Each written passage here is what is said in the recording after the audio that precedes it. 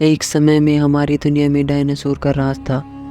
वे चलते थे जहाँ हम आज चल रहे हैं। इसी हवा में सांस ली, इसी धरती पर लड़ाइयाँ लड़ी। इन दैत्यकार बड़े विचित्र डायनासोर ने करीब करोड़ों सालों तक इस धरती पर राज किया। इन डायनासोर की कई हजारों प्रजातियाँ थी। इनमें से कुछ शाकाहारी थे, कुछ मांसाहारी, कुछ डायनासोर बहुत ही शांत स्वभाव के थे। वहीं कुछ डायनासोर बहुत ही हिंसक और खतरनाक थे। ये उस समय के सबसे सफल जीव थे। लेकिन फिर अचानक ऐसा क्या हुआ? आखिर वह कौन सी घटना थी जिनसे इनका नाम और निशान ही मिट गया? इसे जानने के लिए हम करोड़ों साल पीछे जाना होगा और डायनासोर के उस अंतिम दिन को करीब से देखना होगा। तो आइए चलते हैं आज से 65 मिलियन साल यानी कि 6 करोड़ 50 लाख साल पीछे। आज से करीब 6 करोड़ साल पहले धरती पर मौसम कुछ सामान्य था। चारों ओर सूरज की रोशनी बिखरी हुई थी। लंबे लंबे पेड़ों से टकराती समुद्र की ठंडी हवाएं, चारों तरफ डायनासोर के चिल्लाने चीखने की आवाज़ें सुनाई देती थी। जब ये सारी डायनासोर प्रजाति बड़े ही आराम से धरती पर अपना जीवन बिता रही थी, तब करोड़ों सालों पहले ही इनकी किस्मत लिखी जा चुकी थी। करोड़ों साल पहले एक छोटा सा एस्टेरॉयड का टुकड़ा जो सुदूर अंतरिक्ष से आ रहा था, वह पृथ्वी से लगभग करोड़ों मील दूर मंगल और बृहस्पति के बीच बने सुंदर आग्रह बेल्ट में घूम रहे एक बड़े एस्टेरॉयड से जाकर टकरा गया। इस टकराव से उसे बड़े एस्टेरॉयड की दिशा बदल जाती है और वह सुंदर ग्रह बेल्ट से निकलकर सीधे पृथ्वी की ओर 22 हजारों मील प्रति घंटे की रफ्तार से बढ़ने लगता है। जब एस्टेरॉयड पृथ्वी से 3,84,000 किलोमीटर की दूरी पर था, जब धरती से शायद डायनासोर का अंत न होता। यदि एस्टेरॉयड पृथ्वी के उपग्रह चंद्रमा से टकरा जाता, लेकिन नियति को कुछ और ही मंजूर था, इसलिए यह बड़ा एस्टेरॉयड चांद के बहुत नज़दीक से गुजर गया। 40 किलोमीटर के व्यावसायिक 2 ट्रिलियन मैट्रिक टन का ये एस्टेरॉयड प्रत्येक सेकंड के साथ साथ धरती के करीब बढ़ता जा रहा था। यह एस्टेरॉयड जब पृथ्वी के वातावरण के संपर्क में आया तो इसकी रफ्तार एकाएक 70,000 किलोमीटर प्रति घंटा हो गई। पृथ्वी के वायुमंडल में घुसते ही कर्षण की वजह से यह एक भयानक आग के गोले में बदल गया। इतनी रफ्तार से धरती की ओर बढ़ रहा था कि सिर्फ 4 मिनट में इसने अटलांटिक ओशंस को पार कर लिया। इसकी चमक इतनी अधिक थी कि धरती पर टकराने से पहले ही हजारों जीव आग के इस धधकते गोले को देखकर पूरी तरह अंधे हो चुके थे। यह जीव उस उल्का को देख नहीं पा रहे थे, लेकिन वह उसकी भयानक गर्मी को महसूस कर रहे थे।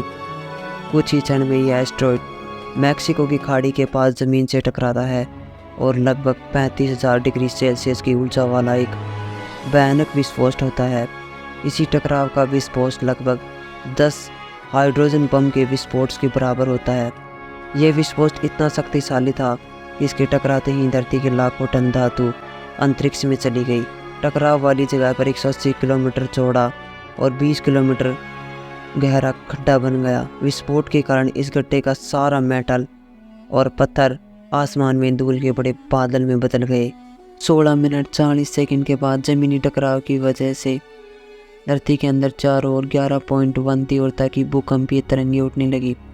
इस वजह से समुद्र में विशालकाय लहरों का निर्माण हुआ और एक के बाद एक सुनामी की लहरें चारों तरफ पड़ने लगी। भूकंपीय तरंगों ने सभी सक्रिय ज्वालामुखियों को बहका दिया, जिसके कारण जगह जगह डायनासोर का विनाश शुरू हो गया।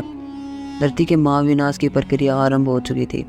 इस भयानक विस्फोट में रेडिएशन की मात्रा इतनी बढ़ गई कि इसके 800 किलोमीटर के दायरे में आने वाले सभी जीव जलकर पूरी तरह राख के ढेरे में बदल गए। इस महाविनाश में उड़ने वाले डायनासोर इन जमीनी खतरों से तो बच निकल गए, लेकिन ये तो महाप्रलय की बस शुरुआत मात्र थी।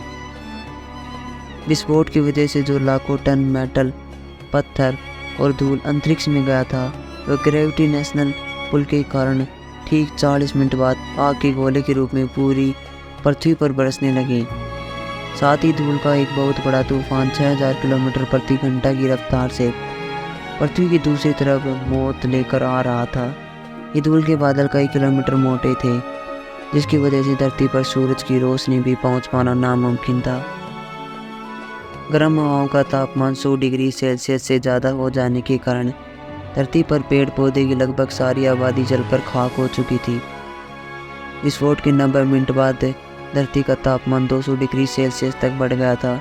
इसकी वजह से जो डायनासोर विस्फोट के इलाके से कोसों मील दूर थे वे भी इस गर्मी से बच नहीं पाए। इस महाप्रलय से धरती का कुल 90% प्रजाति पूरी तरीके से ख़त्म हो गई थी और जो 10% जीव धरती पर बच गए थे उनमें से सिर्फ वही जीव जिंदा रह सके जिनका वजन 30 किलो से कम था।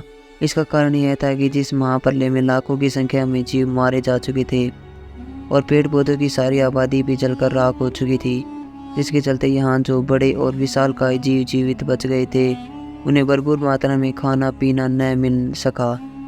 लेकिन यह महाप्रलय किसी अन्य जीव के लिए फायदेमंद साबित होने वाली थी। धरती पर डायनासोर का अंत एक छोटी सी प्रजाति के लिए एक सुनहरा अवसर लेकर आया। वह प्रजाति थी मैमल्स।